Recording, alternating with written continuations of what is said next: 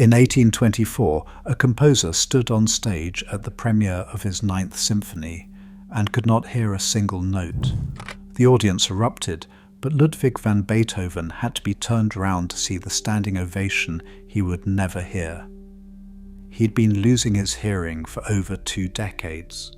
Yet, in that silence, he wrote some of the most powerful music ever created. Not Mozart, not Bach. No one in history fought harder. But what drove a man who could no longer hear music to become its most relentless force, and what nearly broke him before he got there? The Beethoven family lived in modest rooms, shadowed by the ambitions of his father, Johann, a court trumpeter who saw in his son a chance to raise the family's fortunes. Johann's lessons were strict, sometimes harsh, and often stretched late into the night. Unlike the polished training of Mozart in Salzburg, Beethoven's earliest musical education was shaped by discipline, repetition, and the weight of expectation. By the age of 7, Ludwig was performing short pieces for local audiences, but it was Christian Gottlob Neefe, the court organist, who recognized something extraordinary. Neefe brought Beethoven into the world of the Bonn electoral court, where the young musician copied scores, played the organ, and absorbed the music of masters.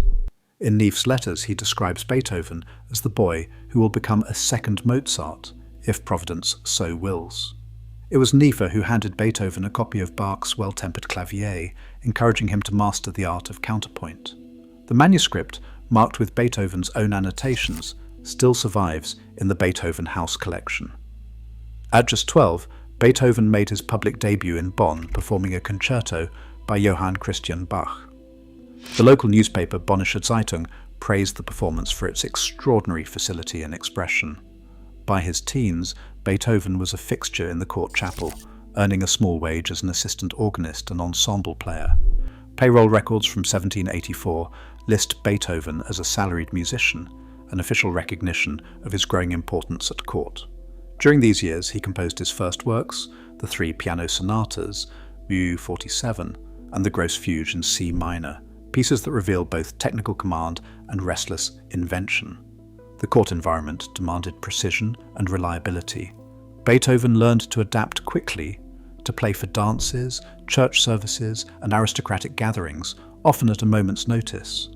Neefe's mentorship extended beyond music. He taught Beethoven how to navigate the politics of court life, how to earn the favor of patrons, and how to balance creativity with duty. These lessons would prove essential as Beethoven's ambitions grew larger than Bonn itself. By 1790, Beethoven was known throughout the city as a prodigy. His variations on God Save the King drew praise from critics and nobles alike, and his first published duets found their way into the homes of Bonn's elite. Yet the city's musical world was small, and Beethoven's hunger for challenge only grew. As whispers of Vienna's vibrant music scene reached Bonn, the young composer's path was already bending toward a larger stage. The skills forged under Neefe's watchful eye, discipline, technical mastery, and the ability to seize opportunity would soon be tested in ways neither teacher nor student could have imagined. In November 1792, Ludwig van Beethoven left behind the narrow streets of Bonn and set his sights on Vienna, the city where Mozart had dazzled and where Haydn still ruled the musical world. The move was more than a change of address. It was a leap into the heart of Europe's cultural capital. Count Ferdinand von Waldstein, Beethoven's most loyal Bonn patron, handed him a farewell letter that would become legendary. Through uninterrupted diligence, you will receive Mozart's spirit through Haydn's hands.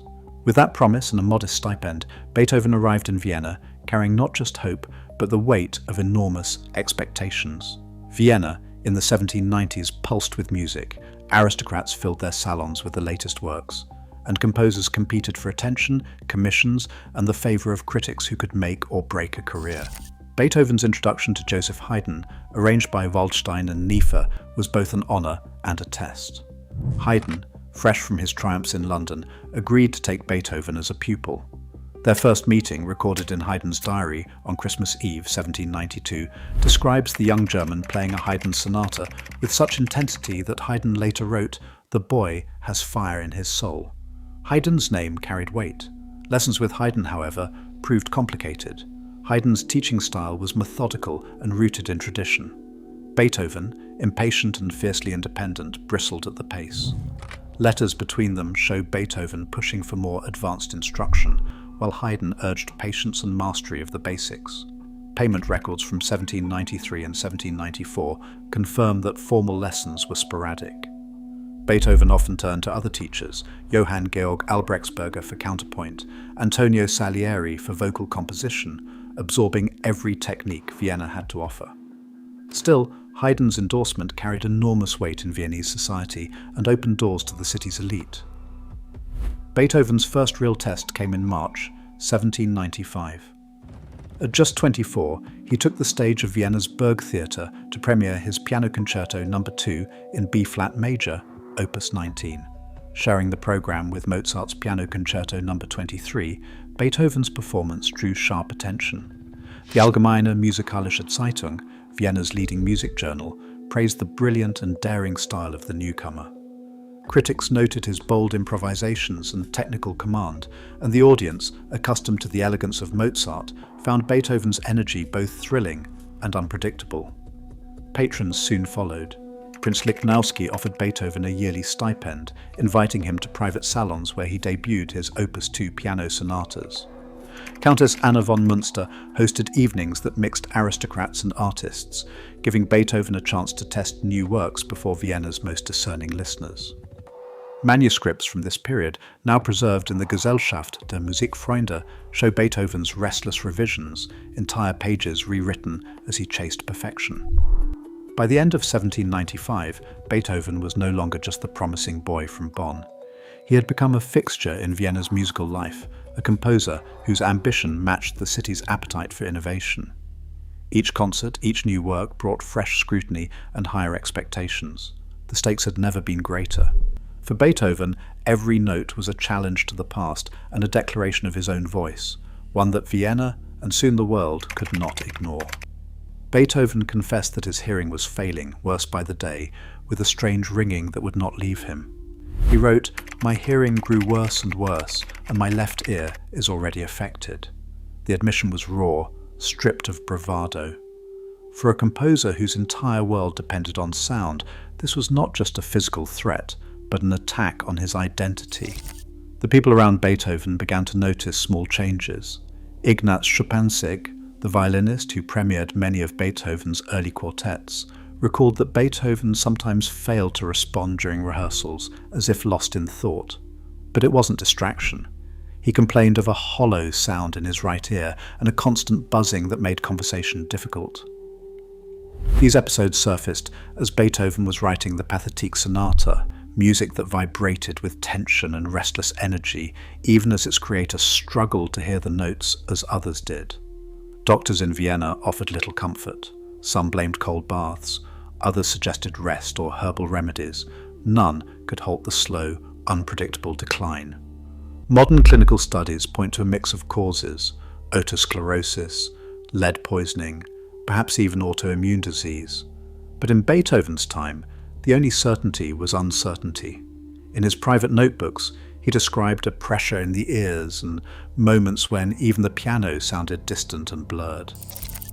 Hair samples tested centuries later revealed high levels of lead, nearly 24 micrograms per gram, far above what would be considered safe today. The source remains debated, perhaps the wine he drank, perhaps the pigments in his music manuscripts, perhaps both. As the symptoms worsened, Beethoven grew more guarded.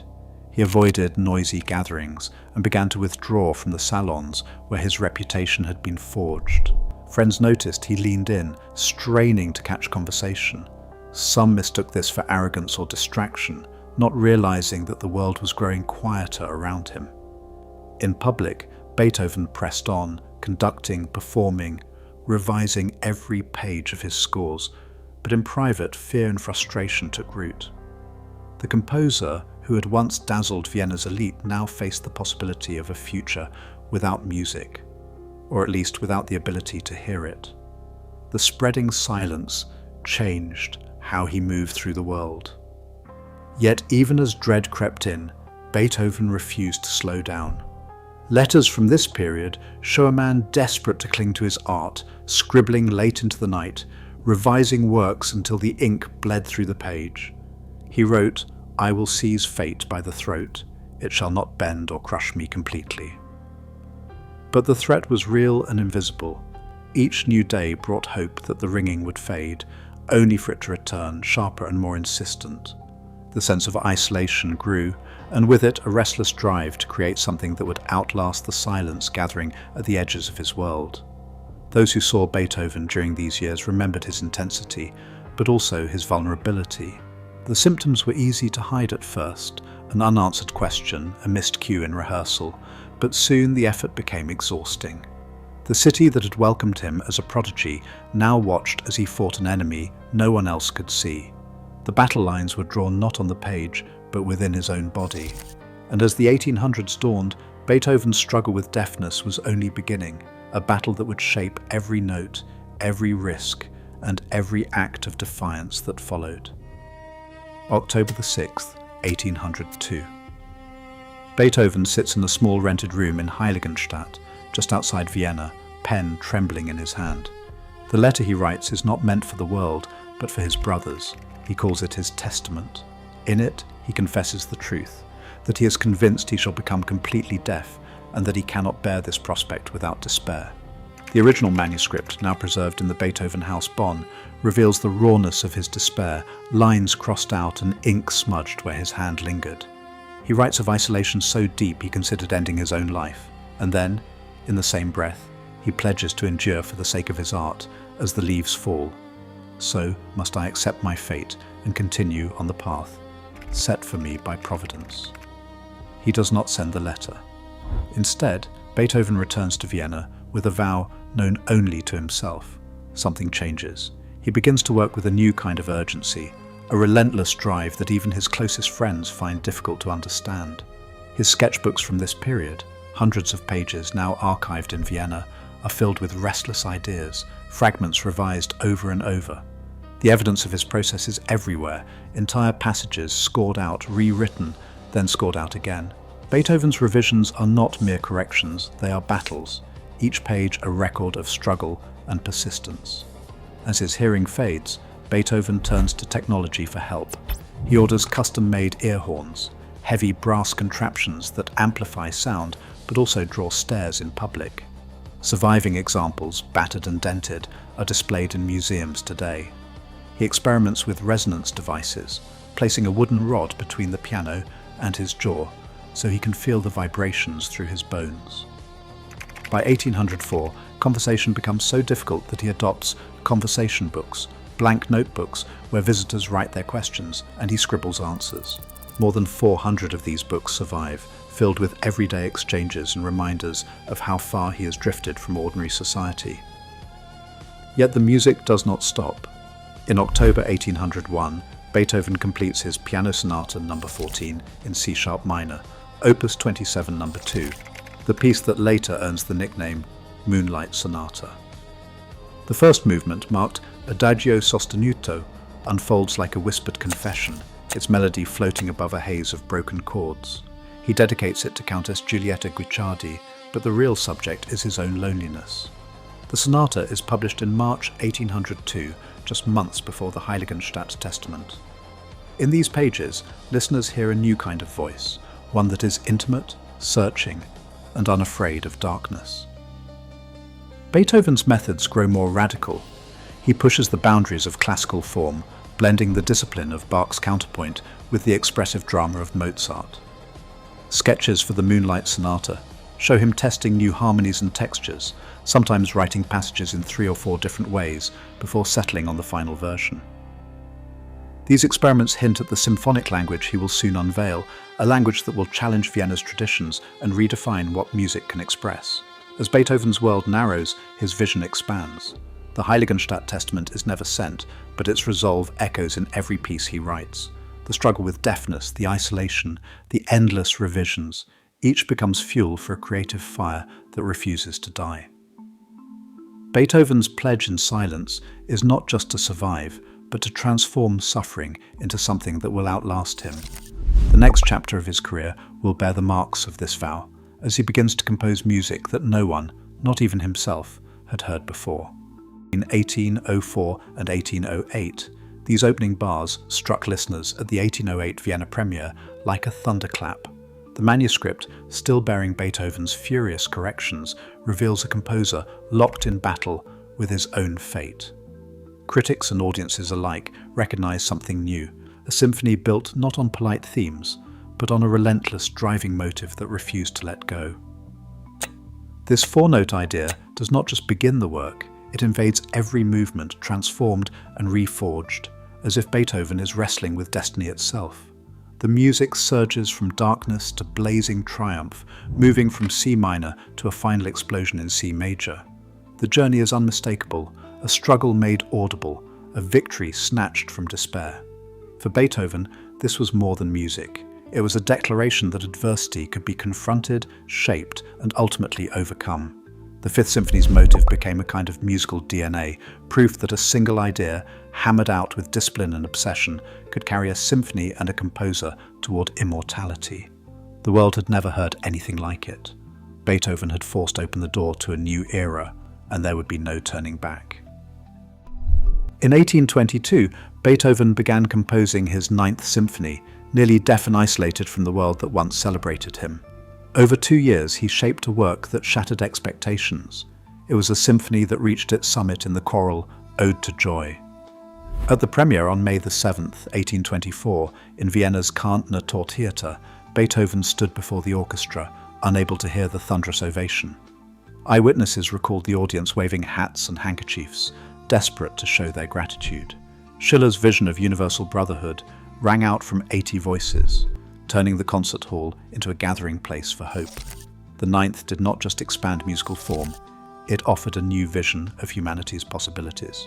In his final years, Beethoven turned to the string quartet, writing opuses 127, 130, 131, 132, 133, and 135 between 1824 and 1826.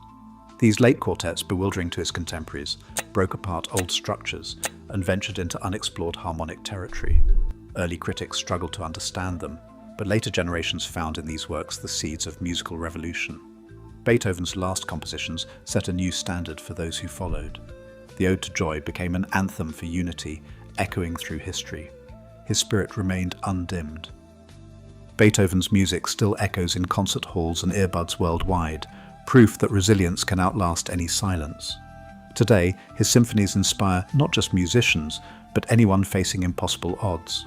As debates rage over the greatest composer of all time, one fact remains: Beethoven's relentless fight against limitation redefined what art and human determination can achieve. His struggle isn't just history, it's a challenge we still face. What will you create in the noise and the quiet?